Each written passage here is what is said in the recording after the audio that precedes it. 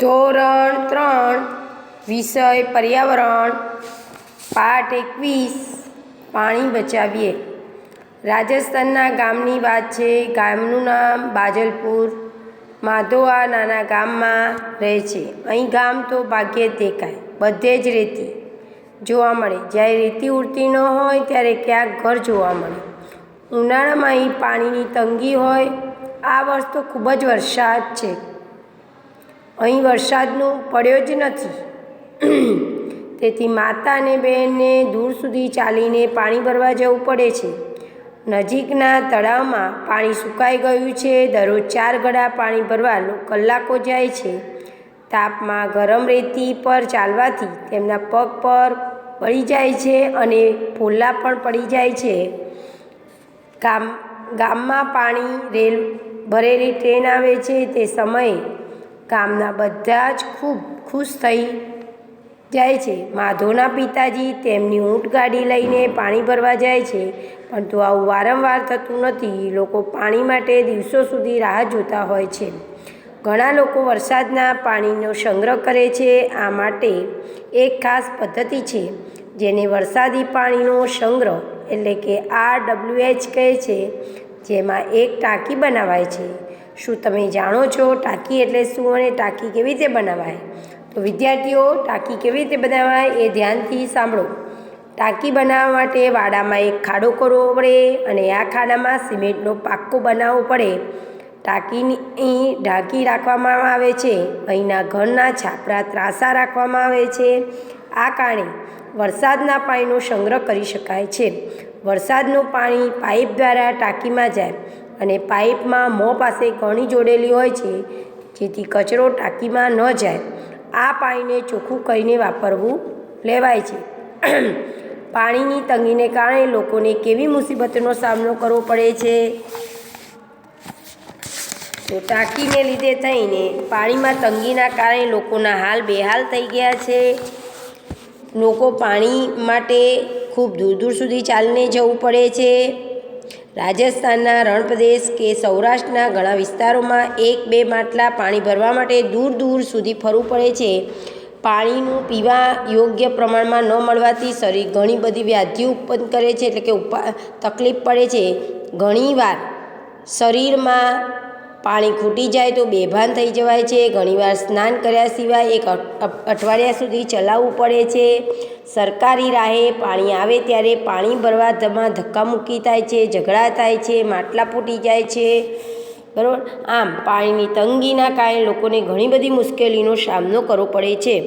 શું પાણી સંગ્રહ કરવાની કોઈ બીજી પદ્ધતિ છે? હા, મકાનના બાંધકામમાં વરસાદી પાણીનો પાઇપ દ્વારા જમીનમાં બનાવેલી ટાંકીનો સંગ્રહ કરી શકાય છે। ગામના ચેકડેમમાં, ખેત તલાવડીમાં વગેરે બાંધીને વરસાદના પાણી વહી જતાં પાણીનો સંગ્રહ કરી શકાય છે। ટાંકીનું પાણી મોટે ભાગે પીવામાં ઉપયોગી લેવાય છે। કેમ? ટાંકીનું પાણી ગાળેલું અને ઢાંકેલું હોય છે, આથી ટાંકીનું પાણી મોટે ભાગે પીવામાં ઉપયોગ લેવાય છે। શું તમારા ઘરમાં વરસાદના પાણીનો સંગ્રહ થાય છે? જો હા, તો કેવી રીતે?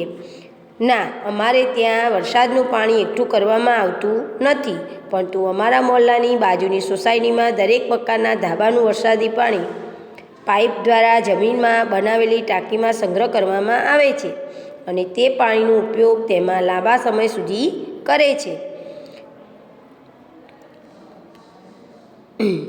માધોના ગામમાં લોકો પીવાનું પાણી ક્યાંથી ભરી લાવે છે?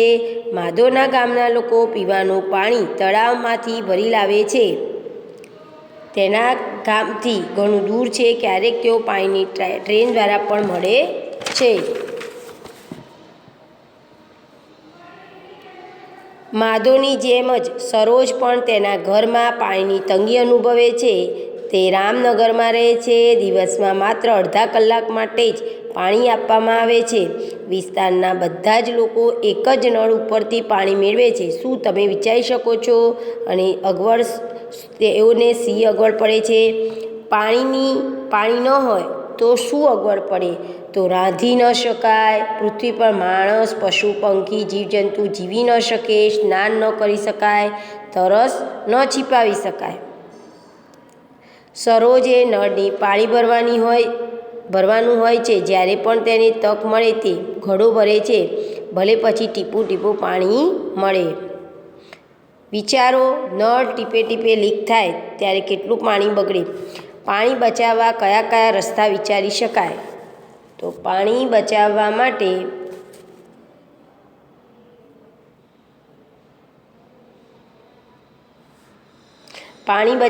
નીચે મુજબના રસ્તા અજમાવી શકાય. નળને સારી રીતે બંધ કરી નાખવો જોઈએ. ટપકતા નળને જલ્દી રિપેર કરાવવો જોઈએ. જ્યારે તમે બ્રશ કે દાઢી કરતા હોય ત્યારે નળ બંધ રાખવો જોઈએ. સ્નાન કરવા માટે ડોલનો ઉપયોગ કરવો જોઈએ. ફુવારાનો ઉપયોગ ટાળવો જોઈએ. વરસાદ અને કપડાં ધોયા પછી વધેલું પાણી બગીચામાં કે છોડ ઝાડને રેડવું જોઈએ. ગ્લાસમાં જેટલું પાણી પીવું હોય એટલું જ લેવું જોઈએ.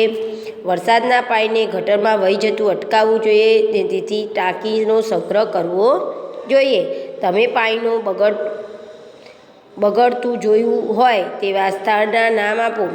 પાણી માટે જાહેર નળ, પાણીની પરબ, બાથરૂમ, વોશ બેસિન, ગામમાંથી વહી જતા વરસાદી પાણી.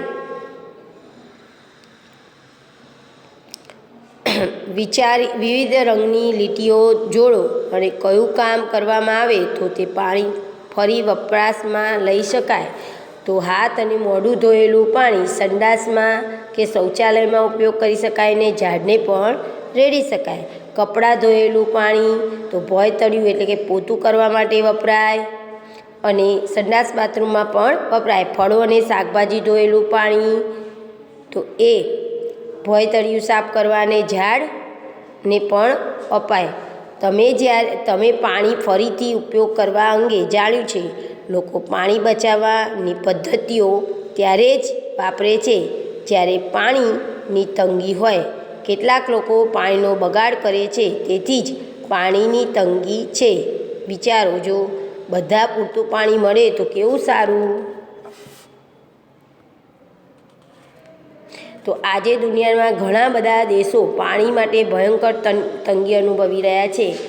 આપણા ગુજરાતમાં સૌરાષ્ટ્ર કચ્છના રણપ્રદેશમાં પણ પાણીની અછત છે. જો બધાને પાણી મળી જાય તો દુનિયાનું મોટાભાગનું દુઃખ ઓછું થઈ જાય.